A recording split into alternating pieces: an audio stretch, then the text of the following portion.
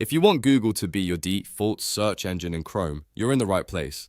In this quick tutorial, I'll show you exactly how to add Google as your search engine in Chrome step by step, so every search you make from the address bar uses Google automatically.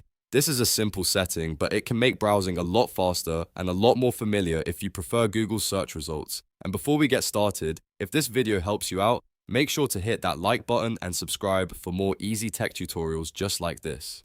Alright, let's jump in. First, open Google Chrome on your computer. In the top right corner of the browser, click the three dots menu icon. This opens the main Chrome menu where you can access all of your browser settings. From the drop-down menu, click Settings. Once the settings page opens, look at the left-hand sidebar and click on Search Engine. This is where Chrome lets you control which search engine is used by default when you type in the address bar. Now you should see an option to change your search engine. Click the Change button. A list of available search engines will appear, and from that list, select Google.